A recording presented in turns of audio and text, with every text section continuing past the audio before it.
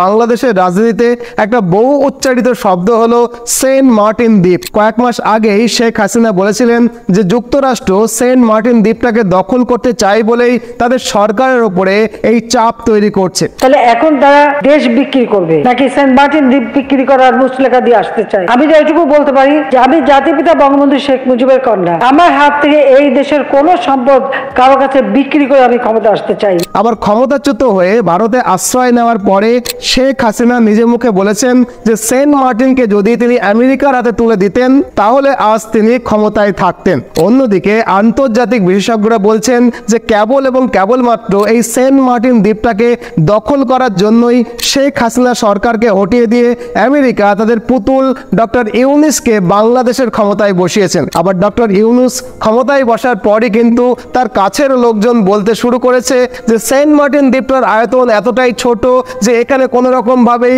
সামরিক ঘাঁটি তৈরি করা সম্ভব নয়, অতএব সবটাই নাকি গুজব। অন্যদিকে আজকাল আবার সেন্ট মার্টিনে পর্যটকদের যাওয়াটাকেও নিয়ন্ত্রণ করছে আজকের এই ইউনূস সরকার। অতএব এখন লাখ টাকার প্রশ্ন হলো যে এই একটা ছোট্ট দ্বীপ নিয়ে যখন এত রকমের কথা শোনা যাচ্ছে তাহলে সত্যিটা কে বলছে? আসুন আজকের এই ভিডিওটাতে একজন ভারতীয় শিক্ষকের দৃষ্টিতে নিরপেক্ষভাবে এই প্রশ্নগুলোরই উত্তর খুঁজি। প্রথমে আমরা জেনে নেব যে এই সেন্ট মার্টিন দ্বীপটার জিওগ্রাফিক্যাল লোকেশনটা কি। দেখুন, এই সেন্ট মার্টিন দ্বীপটা হলো বাংলাদেশের দক্ষিণে বঙ্গোপসাগরের উত্তর পূর্বাংশে অবস্থিত একটা ছোট্ট প্রবাল দ্বীপ, যার আয়তন মাত্র 8 বর্গ কিলোমিটার। এটি কক্সবাজার জেলার টেকনাফ থেকে প্রায় 9 কিলোমিটার দক্ষিণে এবং মিয়ানমার উপকূল থেকে মাত্র 8 কিলোমিটার পশ্চিমে নাফ নদীর মোহনায় অবস্থিত। বঙ্গোপসাগরে অবস্থিত এই দ্বীপের দৈর্ঘ্য মাত্র 9 কিলোমিটার এবং প্রস্থ মাত্র 1/2 কিলোমিটার আর আয়তন মাত্র 8 বর্গ কিলোমিটার। এই দ্বীপের জনসংখ্যা মোটামুটি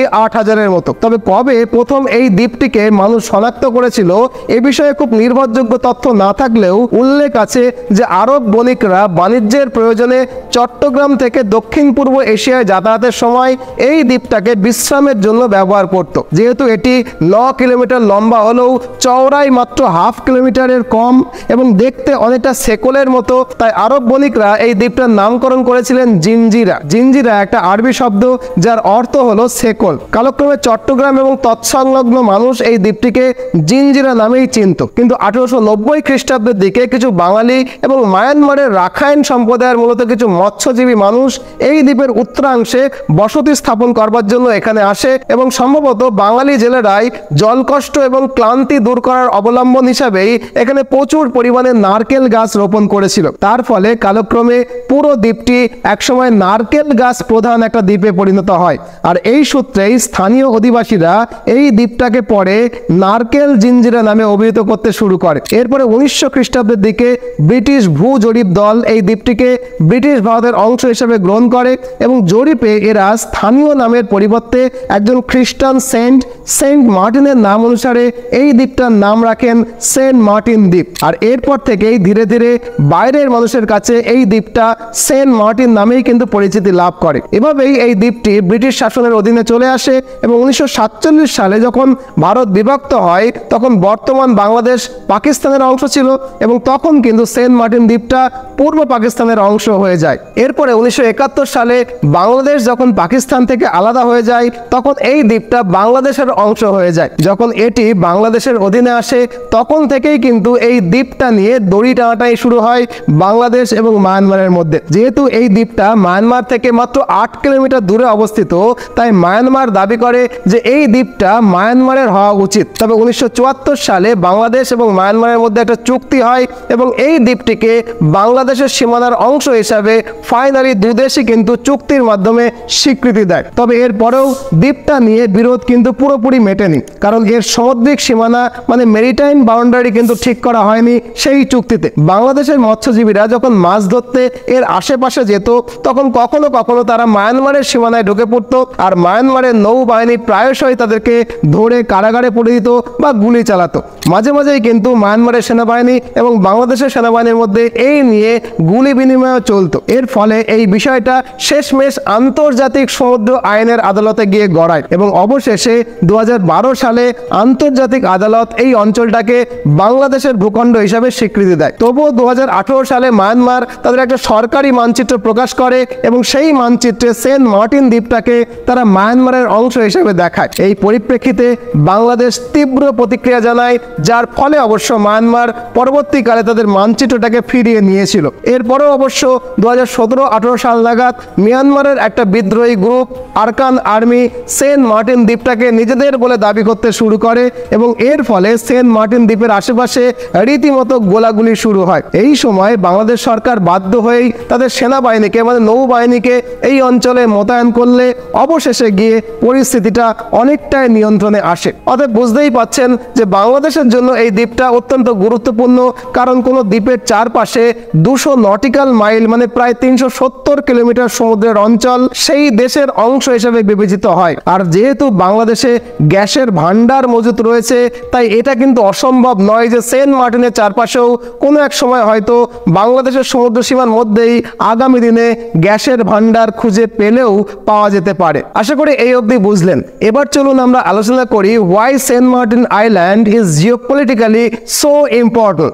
দেখুন, বঙ্গোপসাগরে অবস্থিত এই সেন্ট মার্টিন দ্বীপটা ভূরাজনৈতিকভাবে ভীষণ ভীষণ রকমের গুরুত্বপূর্ণ। তার কারণ কি জানেন? কারণ এই দ্বীপটার অবস্থান মালাক্কা প্রণালীর একেবারেই কাছাকাছি। আমরা জানি যে মালাক্কা প্রণালী বিশ্বের সবচেয়ে গুরুত্বপূর্ণ চোখ পয়েন্টগুলোর মধ্যে একটা, যে প্রণালীর মধ্যে দিয়ে প্রতি বছর প্রায় 94,000 জাহাজ আসা যাওয়া করে এবং বিশ্ব বাণিজ্যের প্রায় 30% এই চোখ পয়েন্ট মানে মালাক্কা প্রণালীর মধ্যে দিয়েই কিন্তু পাস করে। অর্থাৎ খুব স্বাভাবিকভাবেই যে দেশের সামরিক বাহিনী এই চোখ পয়েন্টের আশেপাশে মোতায়েন থাকবে, এই চোখ পয়েন্টের ওপরে সেই দেশের প্রভাব তত বেশি থাকবে এবং সেই দেশ যে কোনো সময় যদি এই চোখ পয়েন্টটাকে বন্ধ করে দেয়, বৈশ্বিক ব্যবসা বাণিজ্য কিন্তু যে কোনো সময় বন্ধ হয়ে যেতে পারে। আশা করি মালাক্কা প্রণালী এবং তার কাছে অবস্থিত সেন্ট মার্টিন দ্বীপের ভূরাজনৈতিক গুরুত্বটা আপনারা বুঝতে পারলেন। এখানে অবশ্য বলে রাখা দরকার যে চীনের প্রায় সব বাণিজ্য জাহাজগুলোই কিন্তু এই মালাক্কা প্রণালীর মধ্যে দিয়ে যায়। তাই যদি সেন্ট মার্টিনের মতো দ্বীপে আমেরিকার সেনা মোতায়েন হয়,